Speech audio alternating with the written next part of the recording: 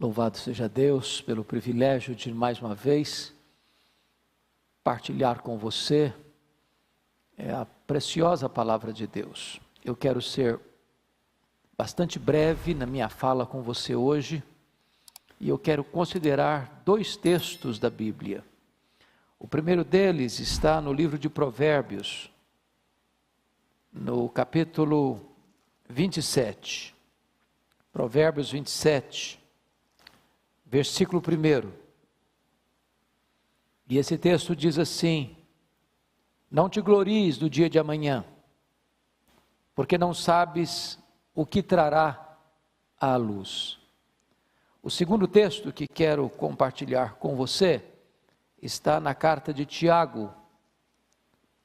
Abra comigo, por favor, na carta de Tiago, no capítulo de número 4, versos 13 a 17.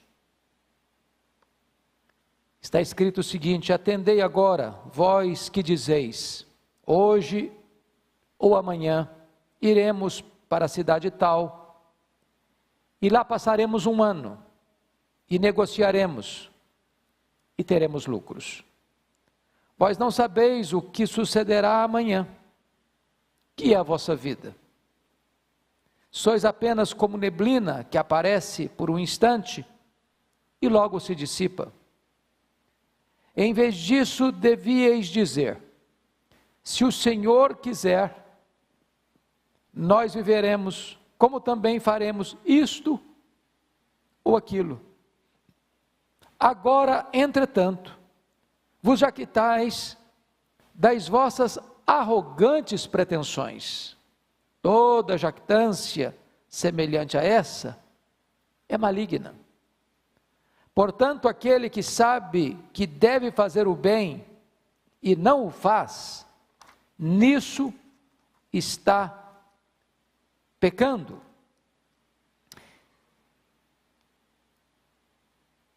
Eu estou absolutamente seguro de uma coisa: você e eu, quando começamos o ano, fizemos o nosso planejamento para este ano.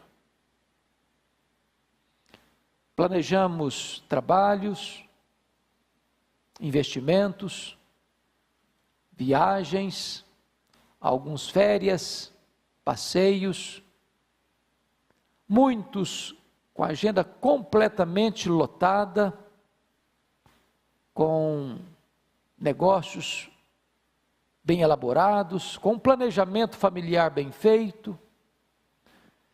Porém, de repente surge uma crise, uma pandemia, que abala a saúde pública e traz um terremoto na vida econômica do Brasil e do mundo.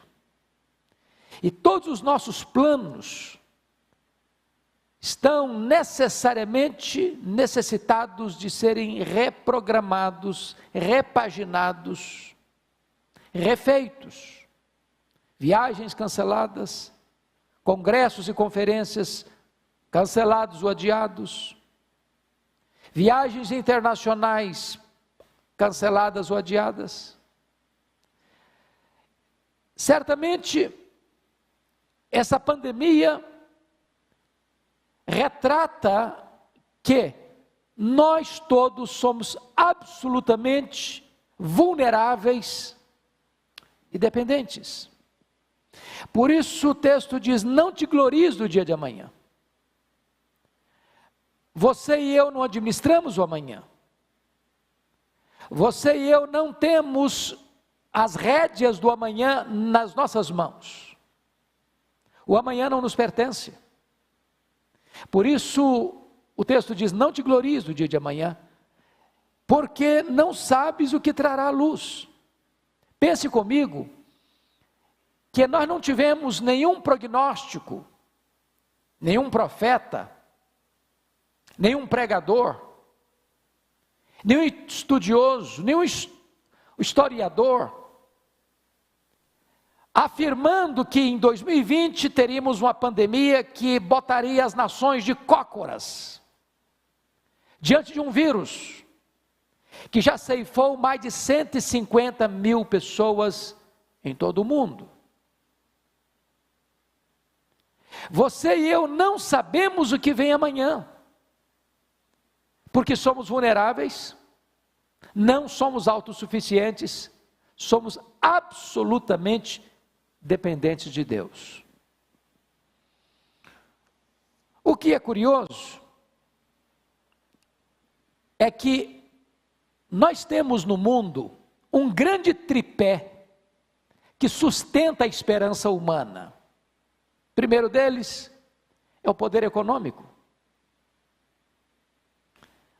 O homem confia às vezes no dinheiro que tem, achando que o fato dele ter dinheiro vai resolver o seu problema, vai atendê-lo na hora da sua necessidade, vai socorrê-lo na hora da sua aflição. Há poucos dias li um relato dramático da filha de um dos homens mais ricos da nossa geração, que morreu contaminado por esse vírus.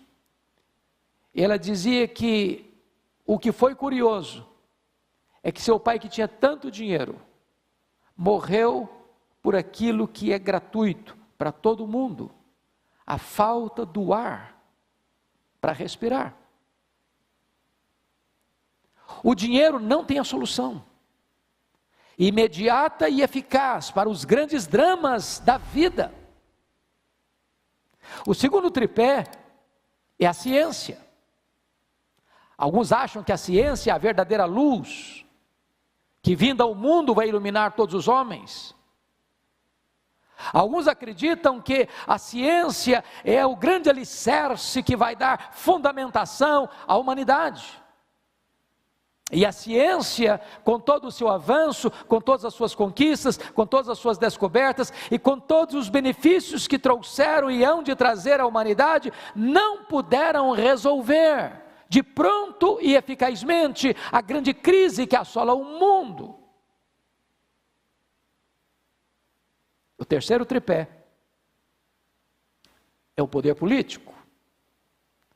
As grandes nações, as ricas nações, as poderosas nações, com os seus comandantes, presidentes, ministros, reis, que governam com tanta força, com tanto poder, com tanto militarismo, com tantas armas bélicas, com tanto poder de decisão e de ação, também não puderam resolver este problema que assola a humanidade. Sabem por quê? Porque o homem é vulnerável, dependente e não autossuficiente. É por isso que esse texto de Provérbios 27:1 e o texto de Tiago 4:13-17 é tão oportuno para a nossa reflexão nessa conjuntura. E eu gostaria que você começasse a observar comigo que nós corremos, à luz do que o texto diz de Tiago, e eu peço que você esteja com o texto aberto em Tiago, quando ele trabalha no verso 16, o problema da jactância e o problema das arrogantes pretensões.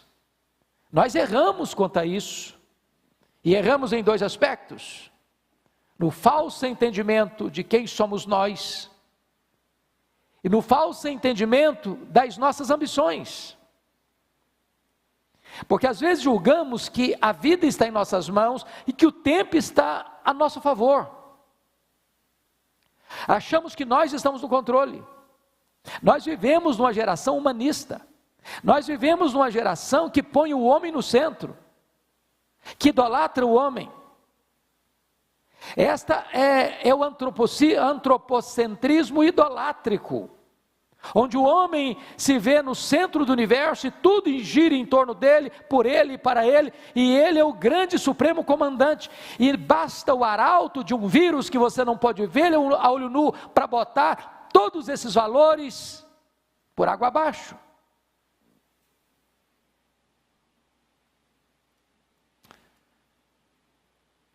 Nós temos tantas vezes a presunção de fazer planos sem incluir o propósito e a vontade de Deus nesses planos. Eu quero lhe dizer que não é pecado, não é errado, aliás, é necessário fazer planos. Não é disso que Tiago está dizendo. O que Tiago está aqui denunciando, e nós precisamos refletir sobre isso nessa hora, não é fazer planos. É fazer planos sem incluir a vontade boa, agradável e perfeita vontade de Deus. É fazer planos sem Deus. É achar que você é o timoneiro da sua alma, que você é capitão das suas decisões, que você é quem tem as rédeas nas mãos, que você faz, que você viaja, que você compra, que você vende, que você tem lucros, que você vai e permanece tanto tempo aqui, ali, acolá, de acordo com o seu querer e com a sua vontade, pois a sua vida e o seu tempo não estão nas suas mãos, estão nas mãos de Deus. Então, veja comigo que nós podemos ter à luz do versículo 16, uma pretensão em 3 áreas. A pretensão do tempo, hoje ou amanhã. Veja comigo, versículo 13, hoje ou amanhã. Essa é a pretensão do tempo. Tanto hoje quanto amanhã, a pessoa pensa que está na mão dele. Amanhã eu vou fazer isso, amanhã eu vou viajar, amanhã eu vou comprar, amanhã eu vou vender, amanhã eu vou ter lucro. Calma, ponha Deus nisso. Porque você nem sabe se estará vivo amanhã. A sua vida não lhe pertence.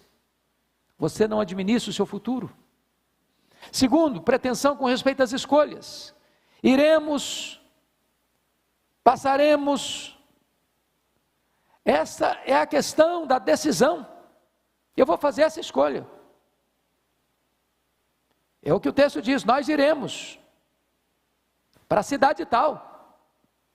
E nós passaremos lá 1 ano. Nós temos um plano, nós temos um projeto. Nós temos todo um estudo de caso, onde nós vamos fazer, conforme o nosso querer, conforme a nossa vontade, porque nós tomamos decisões e realizamos as nossas ações, e somos soberanos nisso. Essa é a vã pretensão, que Tiago chama de pretensão arrogante, e ele chama de jactância maligna, porque exclui Deus, mas também as pretensões, elas podem tocar na área das habilidades. Veja você, no versículo 13 ainda, diz que nós negociaremos e nós teremos lucros.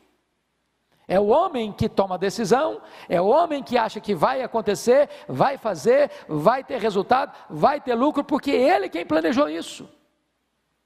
E veja você, que o arauto chamado Covid-19 é suficientemente forte para colocar todas essas arrogantes pretensões e jactâncias malignas ao chão, e tirar toda essa altivez do homem, esvaziar sua bola e mostrar para ele que ele é vulnerável, dependente e não autossuficiente. Pois bem, como nós podemos nos proteger dessas vãs pretensões, dessas arrogantes pretensões ou presunção? Primeiramente, eu acho que nós precisamos reconhecer e ter consciência da nossa ignorância. Olha o versículo 14 comigo. Vós não sabeis o que sucederá amanhã, ponto. Com todo o nosso saber, com todos os nossos prognósticos, com toda a nossa provisão de tempo, com todos os nossos estudos, com toda a nossa ciência, com toda a nossa perícia, o texto é categórico: vós não sabeis o que sucederá amanhã. Fomos pegos de surpresa, fomos apanhados nessa rede da ignorância, E o mundo está em pânico. E as nações estão completamente aturdidas. Por quê? Porque nós temos que admitir a nossa limitação do saber com respeito ao futuro. Vós não sabeis o que sucederá amanhã. Segundo lugar, ter consciência da nossa fragilidade. Olha comigo o versículo 14. Que é a vossa vida? Sois apenas como neblina que aparece por instante e logo se dissipa. Note você a fragilidade da vida, a vulnerabilidade da vida.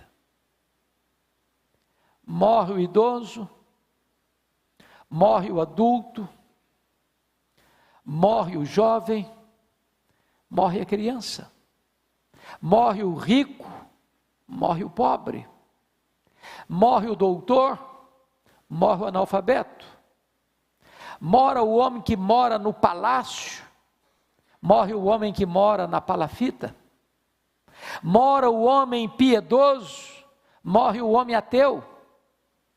A morte é democrática e ela chega a todos. Ela é o sinal de igualdade na equação da vida, ela chega a todos. Por quê? Porque não importa a saúde que você tem, não importa o dinheiro que você tem, não importa o conhecimento que você tem, não importa o lugar que você mora, não importa o cargo que você ocupa, você e eu somos frágeis e vulneráveis. Mas ainda, terceiro lugar, como nos proteger desta presunção? Primeiro, saber da nossa ignorância. Segundo, saber da nossa fragilidade. Terceiro, saber da nossa total dependência de Deus. Olha o versículo 15 comigo. Em vez disso, devias dizer, se o Senhor quiser, nós viveremos. Como também faremos isto ou aquilo. Então, deixa eu lhe dar um conselho. Não é clichê, não é jargão religioso. Nós, se não temos este hábito santo, bíblico, correto, devíamos começar a usar esta expressão, se Deus quiser, ou se Deus permitir. Eu irei, eu pregarei, eu viajarei, eu negociarei, eu passarei tanto tempo na cidade tal, eu terei lucros, eu casarei, eu trabalharei. Se Deus quiser, se Deus permitir. Nessa conjuntura social, onde o nome de Deus tem sido banido da imprensa tantas vezes, da mídia tantas vezes, das cortes tantas vezes, do parlamento tantas vezes, dos palácios tantas vezes, das universidades tantas vezes, das escolas tantas vezes, do teatro tantas vezes, da literatura tantas vezes, é necessário reinserir a realidade de Deus, porque nós somos dependentes. Se Ele não quiser, não viveremos. Se Ele não quiser, não faremos. Se Ele não quiser, não viajaremos. Se Ele não quiser, não teremos trabalho. Se Ele não quiser, não teremos lucros. É dele que vem o nosso sustento e dele que vem totalmente a nossa proteção e cuidado para viver, para fazer e para acontecer. Se Ele não quiser, nada disso vai acontecer.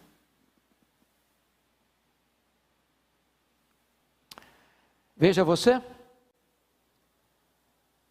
no versículo 16, ele mostra a necessidade de compreendermos que o nosso destino não está em nossas mãos. Agora, entretanto, vos jactais das vossas arrogantes pretensões. Quando você faz um plano e não inclui a permissão de Deus ou a vontade de Deus nesses planos, Deus chama isso de jactância, e uma jactância arrogante. é de você achar que você está no controle. Você tem o poder, você tem a força, você tem o controle, você tem o domínio. Isso é jactância e arrogância demoníaca. Isso é excluir Deus da sua pauta, da sua agenda, da sua vida, da sua família, das suas decisões. Isso é contrário ao cristianismo.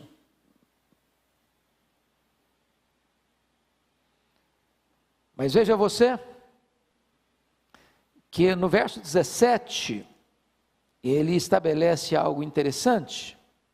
Portanto, aquele que sabe que deve fazer o bem e não o faz, nisso está pecando.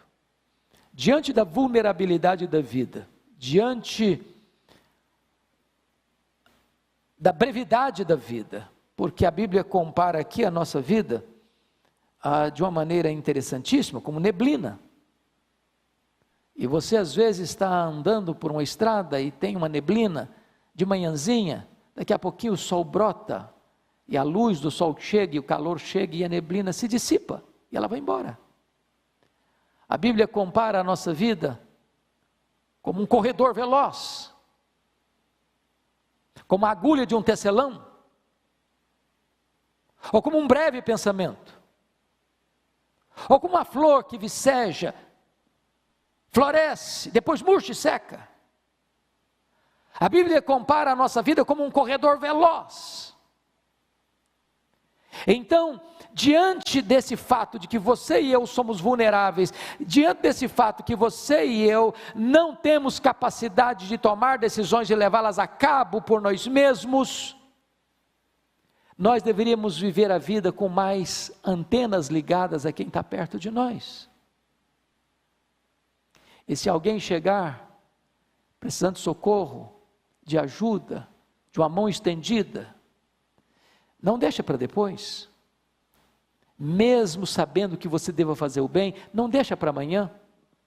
Então o que o texto está dizendo é o seguinte: aproveite as oportunidades, viva cada dia. Todo dia viva na dependência de Deus, todo dia é dia de fazer o bem, todo dia é dia de investir no próximo, todo dia é dia de investir no reino, todo dia é dia de você pensar além de você mesmo, também no outro.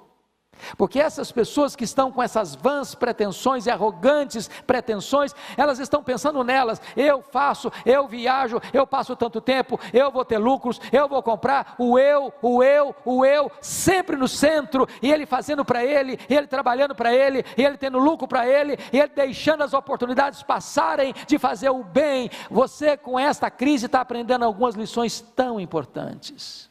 Primeiro, você e eu precisamos de muito menos para viver, muito menos do que você imagina. Você pode aprender a viver uma vida mais modesta, para ter mais condições de socorrer o necessitado à sua porta, de você não deixar de fazer o bem, porque tudo que Deus bota na sua mão, não é apenas para você comer todas as sementes, você precisa semear também essas outras sementes, lançar o seu pão sobre as águas, e na medida que você vai fazendo o bem, Deus vai multiplicando a sua sementeira, para que mais outras pessoas possam ser alcançadas. Então eu quero concluir, e ao concluir, eu quero dizer a você duas coisas. Primeiro, o perigo que é desobedecer à vontade de Deus, quando você já a conhece. Esse é o alerta do último versículo, versículo 17. Portanto, aquele que sabe que deve fazer o bem, e não o faz, nisso está pecando. A omissão é um grave pecado. Ele não está falando de alguém que desconhece a vontade de Deus. Ele está falando para alguém que conhece a vontade de Deus, e mesmo conhecendo-a, não a obedece. Mesmo sabendo que precisa fazer o bem, porque fazer o bem é a expressa vontade de Deus, ele deixa de fazer o bem, e nisso, nessa omissão criminosa, ele está pecando.